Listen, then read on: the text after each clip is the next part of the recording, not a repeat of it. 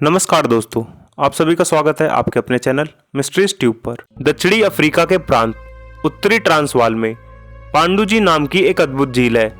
इस झील के बारे में कहा जाता है कि इसके पानी को पीने के बाद कोई जिंदा नहीं रहा और ना ही आज तक कोई वैज्ञानिक इसके पानी का रासायनिक विश्लेषण ही कर पाए हैं।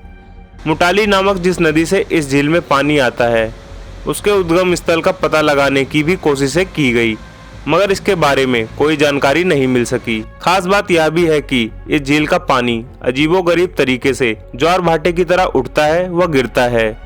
सन 1947 में हेड्रिक नामक एक किसान ने झील में नाव चलाने का प्रयास किया। जैसे ही वह झील के बीचों बीच पहुंचा, रहस्यमय तरीके से गायब हो गया। हेड्रिक और उसकी नाव का कहीं कोई पता नहीं चल पाया। सन 1953 में बर्नसाइड नामक एक प्रोफेसर ने इस झील के रहस्य से पर्दा उठाने का बीड़ा उठाया। प्रोफेसर बर्नसाइड अपने एक सहयोगी के साथ अलग अलग आकार की 16 शीशियां लेकर पांडुजी झील की तरफ चल पड़े। उन्होंने अपने इस काम में पासी के बवेड़ा कबीले के लोगों को भी शामिल करना चाहा, लेकिन कबीले के लोगों ने जैसे ही पांडुजी झील का नाम सुना तो वे बिना एक पल देरी लगाए वहां से भाग खड़े हुए।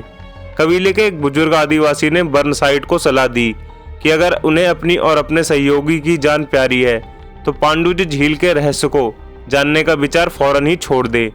उसने कहा कि वह मौत की दिशा में कदम बढ़ा रहा है, क्योंकि आज तक जो भी उस झील के करीब गया है उसमें से कोई भी जिंदा नहीं बचा। प्रोफेसर बर्नसाइड वृद्ध आदिवासी की बात सुनकर कुछ वक्त के लिए परेशान जरूर हुए, लेकिन वह हिम्मत नहीं हारे।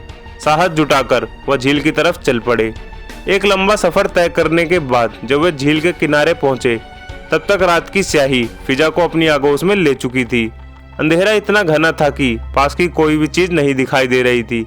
इस भयानक जंगल में प्रोफेसर बर्नसाइड ने अपने सहयोगी के साथ सुबह होने का इंतजार करना ही बेहतर समझा। सुबह होते ही बर्नसाइड ने झील के पानी को देखा, जो काले रंग का था। उन्होंने अपनी उंगली को पानी में डुबोया और फिर जबान से लगाकर चखा। उनका मुंह कड़वाहट से भर गया। इसके बाद बर्नसाइड ने अपने साथ लाई गई शीशियों में झील का पानी भर लिया। प्रोफेसर ने झील के आसपास उगे पौधों और झाड़ियों के कुछ नमूनों को भी एकत्रित किया। शाम हो चुकी थी। उन्होंने और उनके सहयोगी ने वहां से चलने का फैसला किया। वे कुछ ही दूर चले थे कि रात घिर आई। वे एक खुली जगह पर रात गुजारने के मकसद से रुक गए। झील के बारे में सुनी बातों को लेकर वे आशंकित थे, इसलिए उन्होंने तय किया कि बारी बारी से सोया जाए। जब प्रोफेसर बर्नसाइड सो रहे थे, तब उनके सहयोगी ने कुछ अजीबोगरीब आवाजें सुनी। उसने घबराकर प्रोफेसर को जगाया। सारी बात सुनने पर बर्नसाइड ने आवाज का रहस्य जानने के लिए टॉर्च जलाकर आसपास देखा, लेकिन उन्हें कुछ भी पता नहीं चला। आवाजों के रहस्य को लेकर वे काफी देर तक सोचते रहे। सवेरे चलने के समय जैसे ही उन्होंने पानी की शीशियों को देखा तो वे देखकर हैरान रह गए कि शीशियां खाली थी। हैरानी की बात यह भी थी कि शीशियों के ढक्कन ज्यों के त्यों ही लगे हुए थे। वे एक बार फिर पांडुजी झील की तरफ चल पड़े। बर्नसाइड खुद को अस्वस्थ महसूस कर रहे थे। उनके पेट में दर्द भी हो रहा था। वे झील के किनारे पहुंचे, बोतलों में पानी भरा और फिर वापस लौट पड़े। रास्ते में रात गुजारने के लिए वे एक स्थान पर रुके, लेकिन इस बार उनकी आंखों में नींद नहीं थी। सुबह दोनों यह देखकर दंग रह गए कि शीशियां खाली थी। बर्नसाइड का स्वास्थ्य लगातार गिरता जा रहा था, इसलिए वे खाली हाथ ही लौट पड़े। घर पहुंचने पर 9वें दिन बर्नसाइड की मौत हो गई।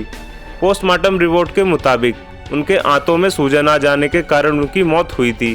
प्रोफेसर द्वारा एकत्रित झील के समीप उगे पौधों के नमूने भी इतने खराब हो चुके थे कि उनका परीक्षण कर पाना भी नामुमकिन था। बर्नसाइड का जो सहयोगी उनके साथ पांडुजी झील का रहस्य जानने गया था, उनकी मौत के एक हफ्ते बाद वह पिकनिक मनाने समुद्र में गया। वह एक नाव में बैठकर समुद्र के किनारे से बहुत दूर चला गया। 2 दिन बाद समुद्र तट पर उसकी लाश पाई गई। आज तक इस रहस्य का पता नहीं लग पाया है कि उसकी मौत महज एक हादसा थी या खौफनाक पांडु झील का अभिशाप। इस अभिशापित झील के बारे में जानकारी हासिल करने वालों की मौत भी इस झील के रहस्य की तरह ही एक रहस्य बनकर रह गई है। तो दोस्तों, ये थी हमारी आज की जानकारी रहस्यमयी पांडुजी झील के बारे में। आपको यह वीडियो कैसी लगी कृपया कमेंट करके जरूर बताएं। आज की वीडियो में बस इतना ही। मिलते हैं एक और रोचक वीडियो के साथ। तब तक के लिए आप सभी को मेरा नमस्कार।